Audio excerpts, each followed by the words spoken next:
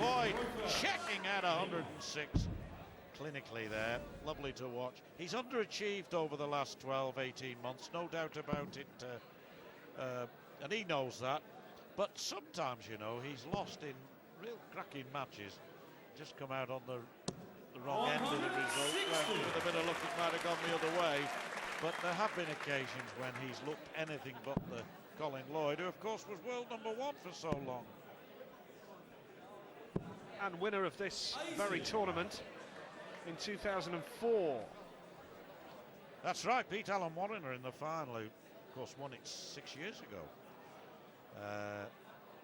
Each year, of course, that Taylor's gone out in the first round, it's opened the door to someone else. It was Warriner who walked through it in 2001, Lloyd in 2004, taking nothing away from their performances, but it does make it a little bit easier. And of course the same applies in 2007. I dare say it could in 2010 too, and 2013 and so on. Who knows?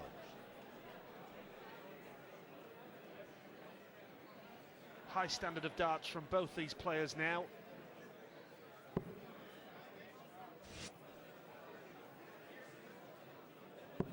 Yeah, massive difference. Priestley hitting the big scores. Look at that, 18 of them, and Lloyd 11. But look at the score, 1 leg to 0, and more importantly, 1 set to 0 to the man in black.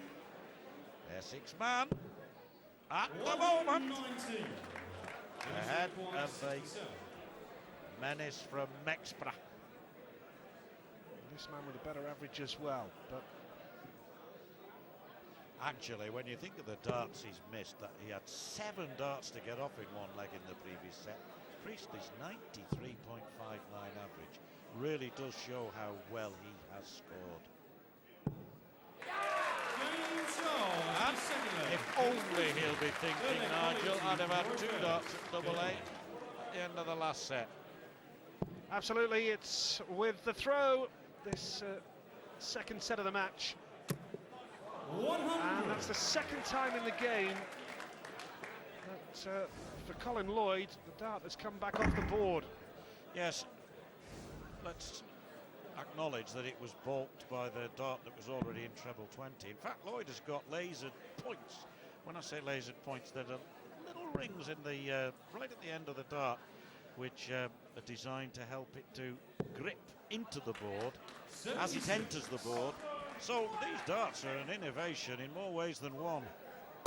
But you're going to get the odd dropout rather than bounce out, if you see what I mean. And you can't deny that the odd dart's going to bounce off a wire. But the quality of these boards anyway is such now that you get so few bounce outs. They really are of the highest quality. And you've got to say the same, one assumes, with Lloyd's dart too.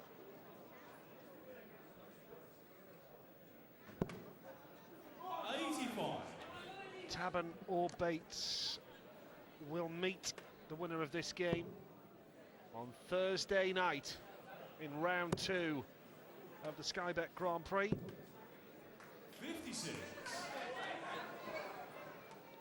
Lloydie's got the throw here, but it's not exactly going his way, and Dennis Priestley with a big score here could put the pressure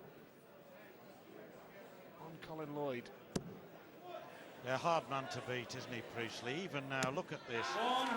Still battling away, finding the treble 20 bed, making it difficult for Colin Lloyd. Will one of these men be here next year? Not necessarily here in Dublin, but certainly here in the Premier League that we're seeing below, travelling right across the UK from the far north to the deep south. And on February the 14th, and in my native city, Valentine's Day. I bet there'll be a few kisses on the dartboard there, Nigel. No doubt about it. Sheffield had a big crowd there last year, didn't we?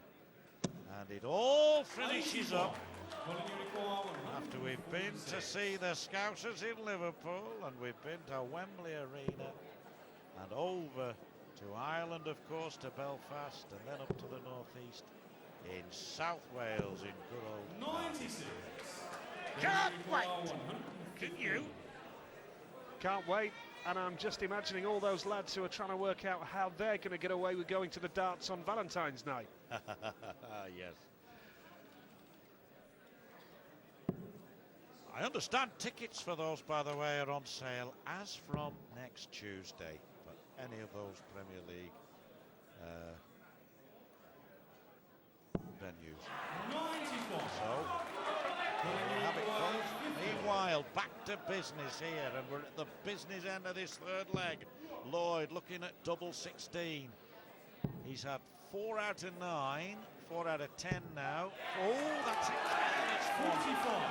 That's a careless one because it leaves him on 5. 20. Even though Priestley misses 20, Lloyd has just a little bit more work to do than might have been the case. Double 10 then. Put a 2 legs to 1 lead in this second set. Double 5. He has been known to go 2 double 4, but he's going to go for it, is Dennis. And that's the reason why. Right next to double top, Jenny, not quite smiling, but far from club. And he's broken the throw there, Priestley, so this is a chance. If he can get off early and make a good start, really will turn up the heat on Colin Lloyd, and for another second successive game, we could see the game going into a deciding set. He's off well, he's made that start that he needed. Yeah, it's a great sense of relief. 120 start. Lovely feeling for a player, whether you're a total pub amateur like yourself or a top pro like these lads. It's lovely when that dart hits that double and you get underway. We don't play much double start darts in the leagues, Nigel, to be honest. There are certain parts of the country where it is more prevalent. But at one time, I suppose, back in the 30s and 40s and 50s, most games of darts probably were the double start format. So older players will know exactly what I mean. It's a lovely feeling when you get that first dart in the double, whichever one it is, even double 1, you're underway. Especially if you've got the throw, John, because you make early mistakes and you lose the advantage of the throw. Indeed.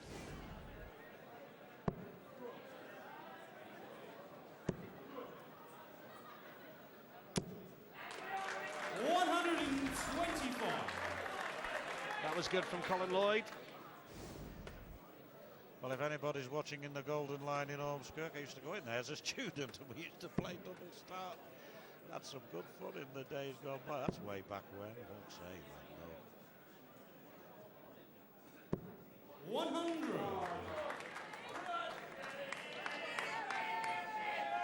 Yes, they're all here tonight, ready to shout for their pals. As Lloyd puts in another maximum. 76 left for George. And they're not only shouting for their pals who are playing on the hockey tonight, they're Irish dart players in this tournament, but when 180s are scored by anybody, they make their presence felt. Why not? Super duper darts. 100. And Colin Lloyd steps out now to try and break back and go level in the second set of the match. 16 double 20 on. 44, Double 16 yeah. is the option now. He obviously didn't intend that, but it's a good one anyway. Hey, nice one, eh? Colin Lloyd.